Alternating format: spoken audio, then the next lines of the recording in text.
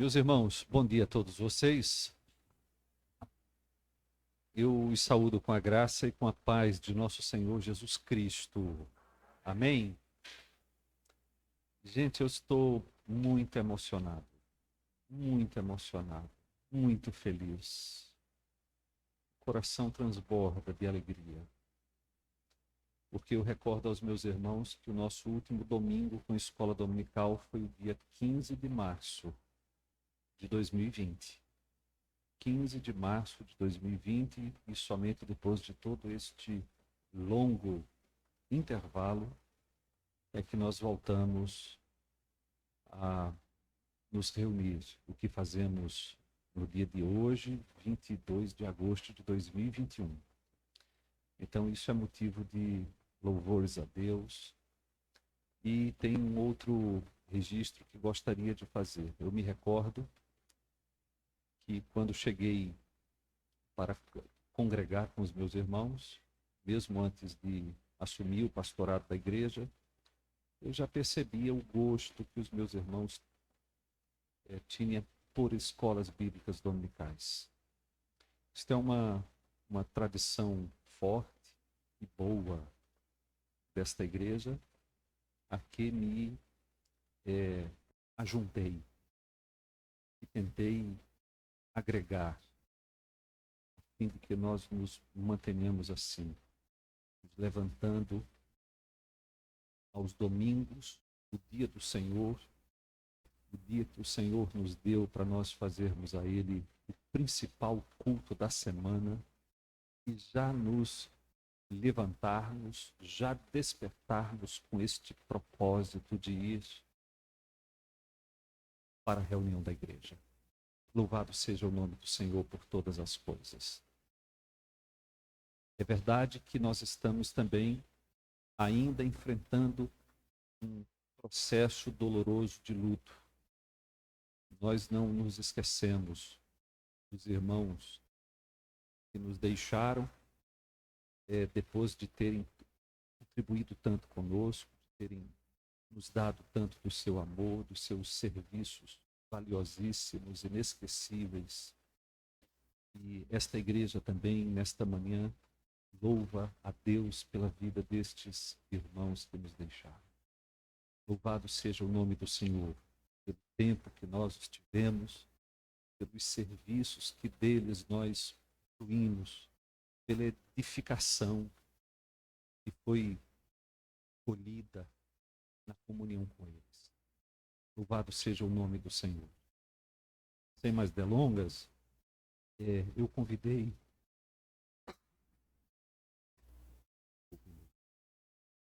para estar conosco nesse momento o Antônio Carlos. Antônio Carlos é o professor de teologia em nosso seminário. Ele tem assumido matérias importantes como as teologias bíblicas e esteve conosco aqui no culto inaugural do seminário do semestre 2 de 2021. Eu convidei para marcar esse momento. Peço que os meus irmãos o ouçam com atenção, porque ele tem a palavra de Deus a proclamar nesta manhã. E quero também que os meus irmãos, eles sabem que o nosso período pela manhã é um período mais resumido, porque nós ainda temos divisões de sala. E eu percebo aqui que hoje, excepcionalmente, espero eu, apesar de termos passado o nosso momento, parece que extrapolamos um pouco o momento inicial, mas sim, depois da exposição bíblica que o servo de Deus vai nos trazer nesta manhã, nós nos dividiremos em salas de escola dominical. E registro também que o Antônio Carlos está aqui com a Viviana, sua esposa. Viviana, dá um sinal com as suas mãos, porque a igreja... Não. Amanda, não é atrás, não. Tá? A Viviana está na frente de vocês aí. Todo mundo olhando. Não, está aqui. A Viviana está aqui. Prazer receber os meus irmãos. Sem mais delongas, Antônio Carlos tem a oportunidade.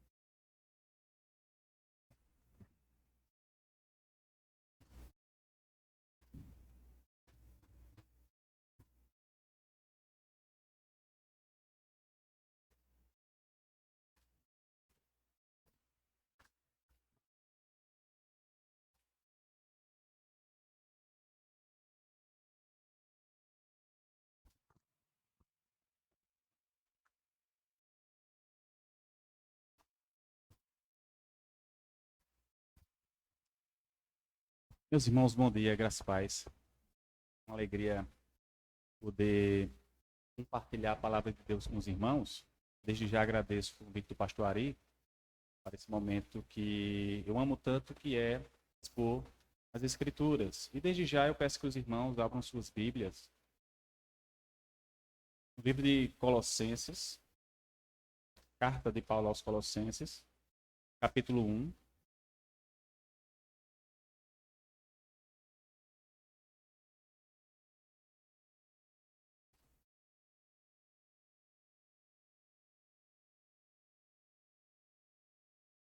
Nós faremos a leitura do verso 13 ao verso 20. Eu peço para que a igreja se coloque de pé.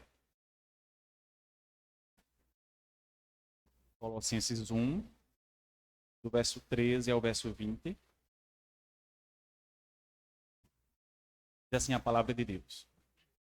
Ele nos libertou do império das trevas e nos transportou para o reino do Filho do seu amor, no qual temos a redenção, a remissão dos pecados. Este é a imagem do Deus invisível, o primogênito de toda a criação, pois nele foram criadas todas as coisas, nos céus e sobre a terra, as visíveis e as invisíveis, sejam tronos, sejam soberanias, quer principados, quer potestades. Tudo foi criado por meio dele e para ele. Ele é antes de todas as coisas. Nele tudo subsiste. Ele é a cabeça do corpo da igreja. Ele é o princípio, o primogênito de entre os mortos, para em todas as coisas ter a primazia. Porque aprove a Deus que nele residisse toda a plenitude, e que, havendo feito a paz pelo sangue da sua cruz, por meio dele reconciliasse consigo mesmo todas as coisas, quer sobre a terra, quer nos céus. Vamos orar mais uma vez, meus irmãos? Santo e eterno Deus, nessa manhã, ó Pai, queremos primeiramente te agradecer, ó Deus, por mais um dia que tu nos concede. Obrigado por nossas vidas, nossa saúde, pelo alimento. E obrigado pela oportunidade de estarmos aqui, ó Deus, na tua casa para aprender mais da tua palavra, Deus. Fala nossos corações, que teu Santo Espírito ilumine as nossas mentes e corações e que possamos sair daqui cada dia mais próximo de ti, ó Deus. Essa oração que eu faço, te agradeço por tudo, em nome de Jesus, amém. Meus irmãos, podem sentar.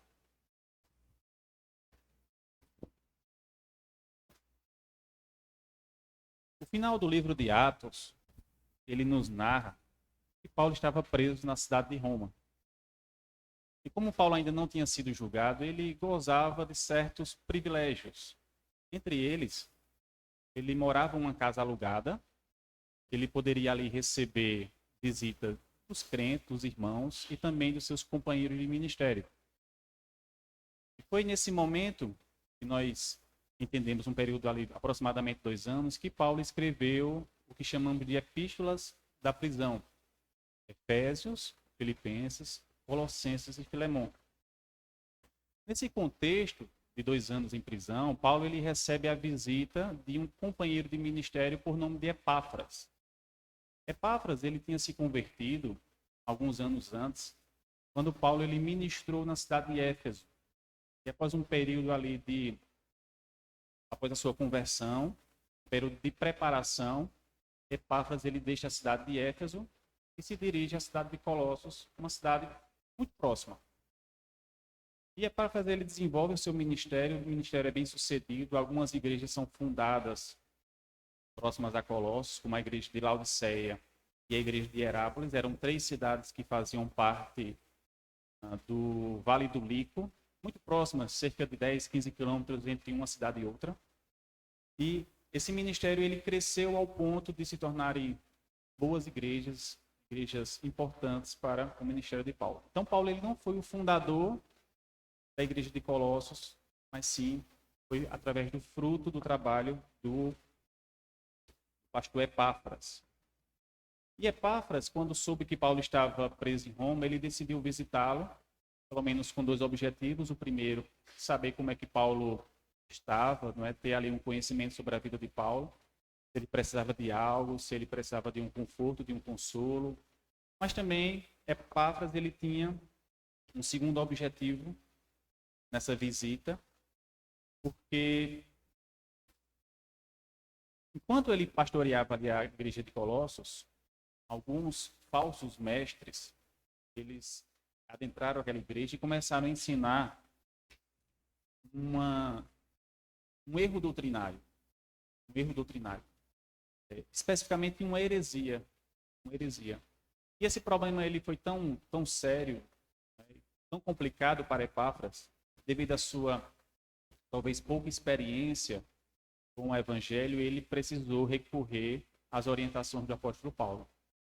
E quando ele se dirige ali à cidade de Roma, e ele começa a expor a Paulo os problemas daquela igreja, Paulo ele prontamente orienta Epáfras, mas ele decide escrever uma epístola, uma carta. É o que nós conhecemos como carta ou epístola aos Colossenses.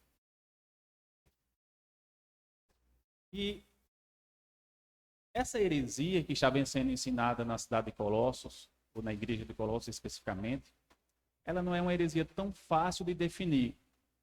É uma grande mistura de judaísmo, cristianismo, paganismo, filosofias e o que nós podemos chamar de um proto-gnosticismo. Então é uma grande mistura e Epáfras ele se sentiu sem saber como lidar com esse problema. Paulo ele escreve essa epístola com esse objetivo: combater essa heresia, combater esse problema que adentrava a igreja. E essa heresia, ela ensinava que para ser salvo era necessário se obter um conhecimento secreto, o que nós chamamos de gnose. E esse conhecimento secreto, Deus tinha dado apenas a alguns privilegiados. Deus tinha escolhido algumas pessoas, tinha dado a essas pessoas esse conhecimento especial, esse conhecimento secreto. Segundo esses falsos mestres, Deus tinha dado a eles, e somente a eles, esse conhecimento secreto, essa gnose. Esses falsos mestres, eles não pregavam que Cristo não era o Messias. Eles afirmavam, olha, Cristo é sim o Messias. Porém, para vocês serem salvos, é necessário que vocês creiam em Cristo, mas também que vocês façam a sua parte. Ou seja, Cristo fez a parte dele, agora é necessário que vocês façam a sua parte. O que é que aqueles crentes deveriam fazer? Primeiro, circuncisão. Os homens deveriam fazer uma circuncisão. Também deveriam guardar o sábado e guardar outros dias que eram importantes no calendário judaico. Outros dias festivos. Era necessário também que eles guardassem as leis alimentares, as dietas judaicas. Todas aquelas dietas que são bem difíceis até de compreender o porquê. Mas esses falsos mestres diziam que eles deveriam guardar. Eles também incentivavam a proibição de certos alimentos ou de certas bebidas, porque seria pecado. Uma espécie também de adoção, de autoflagelamento. Eles queriam se martirizar, ou se mortificar, não é? Se machucar, porque eles diziam que a carne, ela é material, a carne ela é fraca, ela é matéria e a matéria é má. Também eles ensinavam que era necessário adorar anjos, porque os anjos eram seres criados que faziam intermediação entre Deus e os homens. Então, o culto a anjos era essencial para que o homem pudesse se achegar a Deus, se aproximar a Deus. Então, veja que grande mistura que essa heresia ela envolvia e veja que grande problema isso trouxe para aquela igreja. Porque, por isso, a igreja estava ameaçada na doutrina de Cristo, na cristologia. Se Cristo ele não é suficiente para a salvação, então um grande problema acontece nessa doutrina. A doutrina do homem, o homem precisa fazer a sua parte para a salvação. Então, isso é um grave erro doutrinário. E também um grave problema da doutrina da salvação. Como entender a obra de Cristo como suficiente, a pessoa de Cristo como um ser supremo, se nós precisamos, por exemplo, de intermediários entre Deus e os homens. E já em Hebreus falava que só existe um único mediador entre Deus e os homens, Jesus Cristo, o homem. Então, o tema central dessa epístola de Paulo aos Colossenses é a suficiência de Cristo para a vida e para a salvação. Paulo ele deixou bem claro nessa epístola que Cristo é suficiente, é supremo para a vida e para a salvação. E a melhor arma que Paulo trouxe nessa epístola foi apresentar a pessoa e a obra de Jesus. Apresentar que em Jesus reside toda a supremacia, toda a riqueza. Os primeiros 12 versículos da carta, a partir do verso 1 até o verso 12, Paulo ele se apresenta como de costume, ele saúda a igreja e ele derrama ali uma graça e uma paz da parte de Deus. Em seguida, Paulo ele começa agradecendo a Deus, a partir do verso 3, acerca daqueles irmãos. Ele agradece a Deus e ele ora por eles. E a partir do verso 13, Paulo ele começa a apresentar a obra de Cristo para a salvação do homem, a centralidade da pessoa e da obra de Cristo na criação e a centralidade da pessoa de Cristo na sua igreja. Acompanhe comigo a leitura do verso 13, que diz: Ele nos libertou do império das trevas e nos transportou para o reino do Filho do seu amor, no qual temos a redenção, a remissão dos pecados. Então, esse é o primeiro ponto que Paulo traz aqui nessa passagem. A supremacia de Cristo na obra da redenção. Paulo usa aqui dois verbos que são fundamentais para que nós possamos entender essa supremacia de Cristo na obra da redenção. Primeiro, que Cristo nos libertou. Segundo, que ele nos transportou. Não sei se você já assistiu algum filme, um filme de guerra, em que um exército ele tomou cativo um determinado grupo de pessoas e o exército inimigo ele vai lá e ele liberta aquele grupo de pessoas. Talvez você já tenha assistido assim. Podemos dizer que é um pouco semelhante, porque nós estávamos cativos em um império de trevas. Efésios 2, ele diz que nós nascemos mortos em nossos delitos e pecados e que nós estávamos debaixo da influência do diabo, do mundo e da nossa carne. Então nós estávamos ali presos, mortos, sem condição alguma de escapar, de ser salvo. Mas Cristo ele vai a esse cativeiro e ele nos liberta desse império de trevas. É interessante notar que império e reino, eles são bem diferentes. O império, ele dá a entender que é algo subjugado. O imperador está ali usando o poder da força. Caso alguém ou algum grupo de pessoas queira se rebelar contra ele, ele já manda dar fim àquele grupo de pessoas. Lembra aí do Império Babilônico, do Império Romano. Mas já o reino, ele não é comandado pelo imperador tirano, mas sim por um rei que serve ao seu povo. Lembre-se do rei Davi, do rei Salomão. Lembre-se que Israel serviam a esse rei e ao rei de todo o coração. Eles estavam dispostos a dar sua vida por esse reino. Então existe essa grande diferença. Cristo ele nos liberta do império das trevas e nos transporta para o seu reino. E isso, conforme o versículo 14 nos fala, nos dá a sua redenção. Cristo, ele nos redime.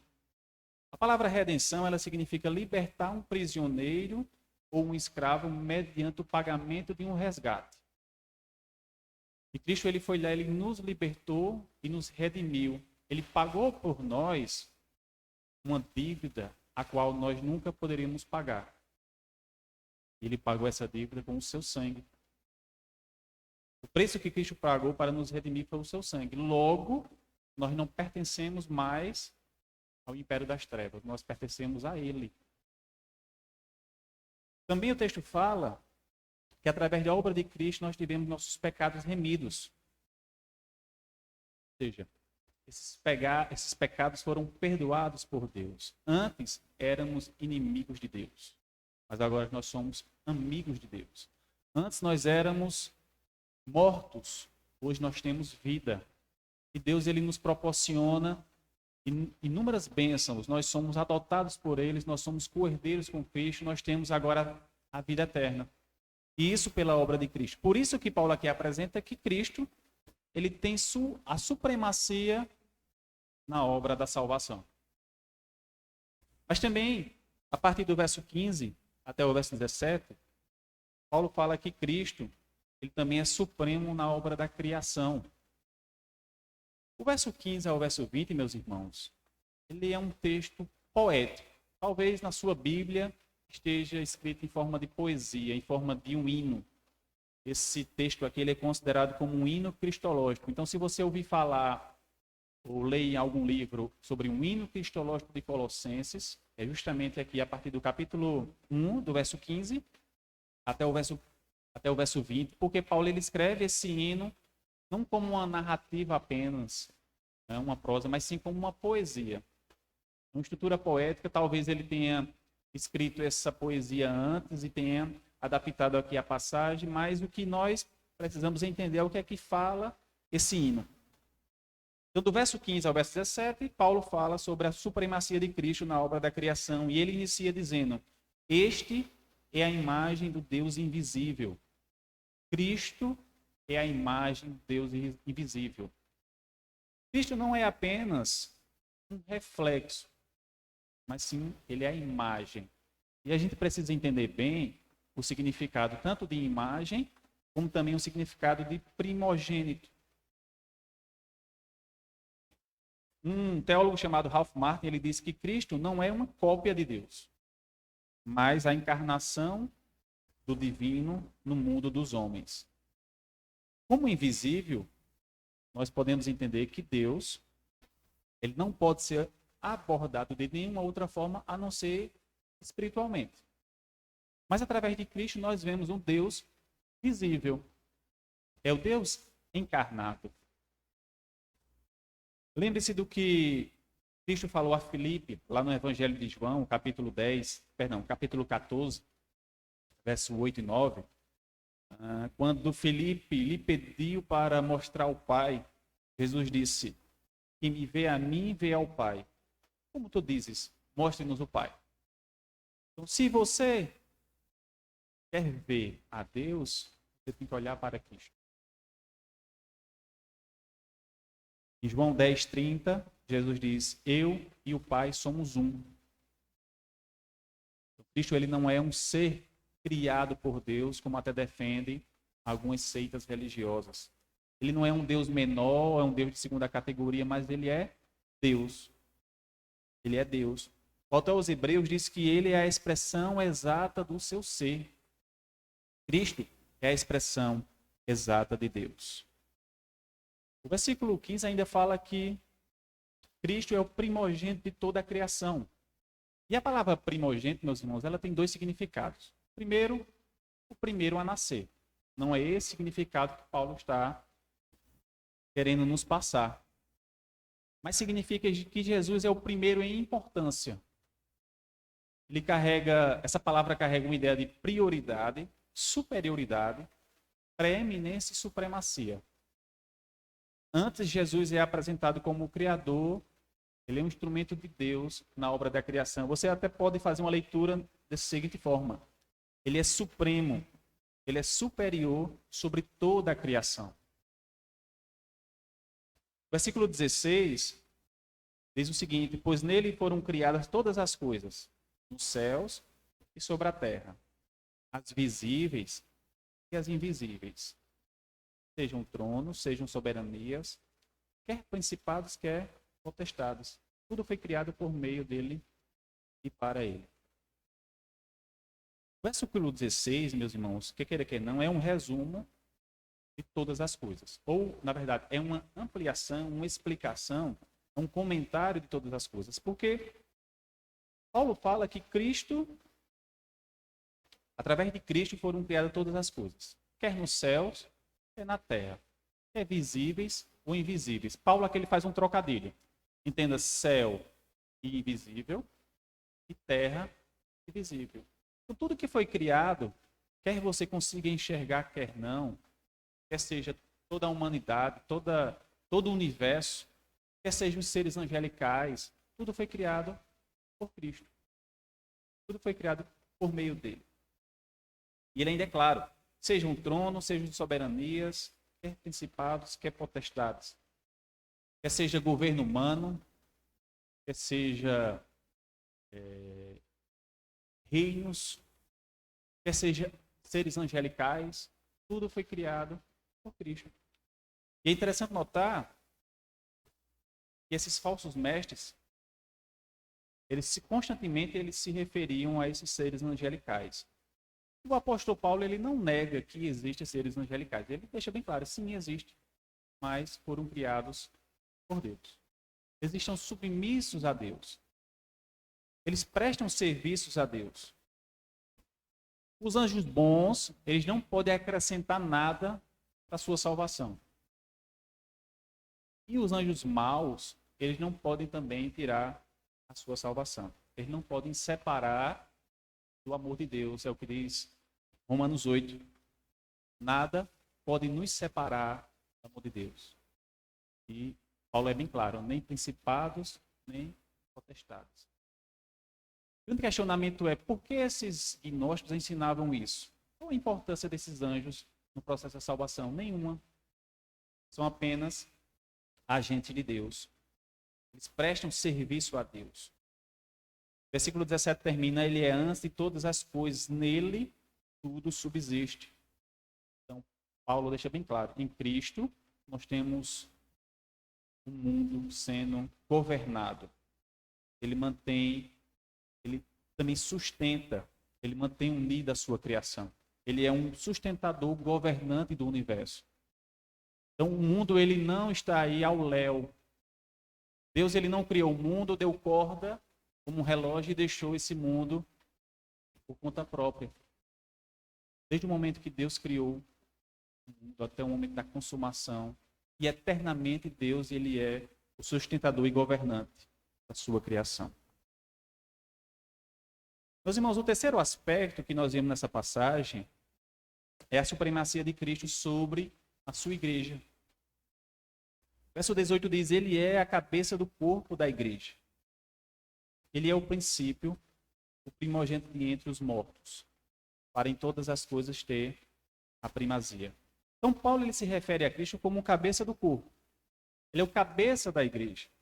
Cristo é o líder da igreja. Ele é o líder do povo de Deus. A cabeça, quer não, dá a ideia de direção. Significa preeminência e comando, mas também significa provisão e sustento. Cristo é o cabeça da igreja. Ele lidera a igreja, ele comanda a igreja, mas também ele provê e sustenta a sua igreja. Quem governa a igreja, meus irmãos, é Cristo, não são homens. Às vezes a gente vê a igreja tal, o pastor tal. Não. Pastores passam, mas a igreja permanece eternamente. Porque a igreja não é de pastores. As igrejas não são de pastores. A igreja é de Cristo. Também fala que ele é o princípio, indicando fonte, começo, origem, revelando que o princípio da igreja está em Cristo, não está debaixo de nenhum apóstolo, como, por exemplo, é ensinado que Pedro é a pedra fundamental da igreja, mas sim, o princípio está em Cristo. Sim, ele estabeleceu apóstolos, profetas, pastores, evangelistas, mestres, para poder cuidar da igreja, lançar os alicerces da igreja. Mas a igreja é de Cristo, nós somos apenas mordomos dele. Ele é o princípio, o primogênito entre os mortos. Veja que interessante. Paulo já tinha falado que Cristo é o primogênito da criação. Quando ele fala agora que ele é o primogênito entre os mortos, ele fala que Cristo é o primogênito da nova criação. Da nova criação. Porque ele foi o primeiro a ressuscitar. E a palavra de Deus nos ensina que em um determinado momento que só Deus sabe, ele vai voltar para se encontrar com sua igreja.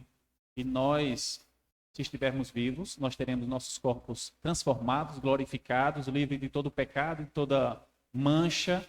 Mas também aqueles que já morreram, eles terão seus corpos ressuscitados. Então ele é o nosso representante. Ele é o primogênito entre os mortos. Sua ressurreição dos mortos o tornou as primícias dos que dormem, é o que diz lá 1 Coríntios 15, 20. No verso 19, meus irmãos, acompanhem comigo, diz assim: porque aprove a Deus que nele residisse toda a plenitude. Então aqui também está uma palavra que era muito usada pelos gnósticos, a palavra plenitude, a palavra pleroma no grego. Para os gnósticos, esse pleroma era um espaço que existia entre Deus e os homens, era um espaço habitado por anjos, e esse espaço ele poderia ele era usado como mediação entre os homens e Deus através dos anjos. Paulo deixa bem claro, olha, em Cristo reside toda a plenitude. Aprove a Deus que a plenitude do conhecimento, da verdade, do amor, da luz, da graça e da santidade habitasse em Cristo, e não em seres criados por Ele. Somente uma pessoa, o Filho de Deus, um indivíduo perfeito, completo. Então o homem não precisa de mais nada e mais ninguém para ter acesso a Deus. Ele não precisa de outros mediadores. Você não precisa, para se relacionar com Deus, de pessoas, de anjos, de santos. Você precisa de Cristo. Somente Ele pode lhe dar acesso a Deus. E Paulo ele conclui o hino, versículo 20, meus irmãos, falando que todas as coisas foram reconciliadas por meio dele. Acompanhe comigo a leitura do verso 20. E que, havendo feito a paz pelo sangue da sua cruz, por meio dele, reconciliasse consigo mesmo todas as coisas, quer sobre a terra, quer nos céus. Primeiro o texto fala que Cristo ele fez a paz através do seu sangue na cruz. Ele reconcilia consigo mesmo. Ele não paga essa dívida a Satanás, não. Mas a si mesmo. Ele reconcilia consigo mesmo. Muitas pessoas pensam que a luta entre Cristo e Satanás é aquela luta que nós vemos nos filmes, não é? Que tem ali duas pessoas inimigas, cada uma com espada, e depois de muita dificuldade, muito sacrifício, o bem vence no final. Não, não é isso que a Bíblia nos ensina. Cristo, ele é vitorioso desde a eternidade. Ele não vai vencer depois de muita luta e sacrifício e muito esforço e quase como nós vemos aí nos filmes, não. É interessante notar que ele diz que por meio dele reconciliasse consigo mesmo todas as coisas sobre a terra ou quer no céu. Então Paulo é bem enfático ao afirmar que Deus fez a paz e a reconciliação pelo sangue de Cristo derramado na cruz. Ou seja, o sangue do Cordeiro foi o meu pelo qual Deus reconciliou consigo mesmo a criação manchada pelo pecado. Então Paulo ele combate esse falso ensino apresentando a verdade, a obra de Cristo na salvação, a obra de Cristo na criação e a obra de Cristo na igreja. Então Cristo ele é supremo sobre todos nós. Ele sustenta todos nós. O que nós podemos aprender através dessa passagem e aplicar para os dias de hoje? Em primeiro lugar, que a redenção ela vem somente de Cristo. O homem ele não deve buscar a redenção em nada mais. Ele não precisa fazer boas obras para ser salvo. As boas obras, sim, é uma consequência de quem é salvo, mas o homem precisa, pela graça, ter fé em Cristo. Nada que você possa fazer vai lhe deixar mais salvo ou menos salvo, porque não é pelas suas obras. Um morto, ele não pode fazer nada. E Efésios 2 diz que nós estávamos mortos, nossos delitos e pecados. Então, se Cristo lhe redimiu, seja eternamente grato por isso. Às vezes a gente se esquece de agradecer a Deus pela salvação. A gente vai dormir, a gente acorda e a gente se esquece. Como se não tivesse valor ou importância. Quando acordar, ore a Deus agradecendo pela sua salvação. Antes de você ligar a TV ou ir mexer no celular, ore a Deus, Senhor, obrigado pela minha salvação. Obrigado pela tua obra na cruz. E para mim foi pela graça, mas para Cristo custou um alto preço. Nós também aprendemos nessa passagem, meus irmãos, que Cristo é soberano sobre toda a criação. Tudo que acontece está no controle dele. Sei que nós estamos vivendo uns dias difíceis, ainda estamos em meio a uma pandemia. Há poucos dias nós vimos ali um terremoto no Haiti, muito triste. Também estamos vendo ali no Afeganistão, né, aquela invasão do Talibã, e às vezes nos assusta. E às vezes a gente pensa que Deus não está no controle, mas Deus sim está no controle. Quer seja lá bem longe ou quer seja aqui nas nossas vidas. Então entenda, Deus controla tudo. E nada acontece fora do seu controle. Terceiro, Cristo ele é soberano sobre a sua igreja. Cristo ele cuida da sua igreja. Às vezes a gente vê a igreja do Senhor caminhando por caminhos que não deveriam caminhar. Deve ao homem cuidar da igreja, porque o homem ele é chamado por Deus para ser um despenseiro, um administrador da igreja. Ele nos fez mordomos. Devemos cuidar da igreja de Deus, pregar a palavra, evangelizar, louvar, adorar a Deus. Nós precisamos, meus irmãos, cuidar, manter a igreja do Senhor santa, pura e sem mácula até a sua volta. Eu queria terminar com uma oração. Eu sei que essa passagem ela poderia se estender por um tempo bem maior, né? Eu tive que fazer aqui uma espécie de panorama da passagem. Cada aspecto aqui que Paulo fala, ele poderia ser desenvolvido em toda uma manhã, mas o tempo não nos permite. Mas eu queria orar por você nessa manhã para que essa palavra ela encontre um lugar no seu coração e você compreenda que Deus ele é supremo sobre a salvação, sobre a criação e sobre a sua igreja. Baixe sua cabeça. Deus, queremos te louvar e te engrandecer, ó Pai, pela tua palavra que foi ministrada nessa manhã. Queremos te agradecer, ó Deus, por tão grande salvação que tu nos proporcionaste. Obrigado, ó Deus, porque através da tua morte nós tivemos a redenção e remissão dos pecados. Nós não somos mais inimigos de Deus, nós somos agora filhos, co-herdeiros com Cristo. Nós temos a vida eterna. Obrigado pelo teu sustento na criação, pelo teu cuidado. Obrigado por tua igreja, ó Pai, que nós possamos cuidar dela até a tua volta. Fica conosco e nos guarda no nome de Jesus. Amém.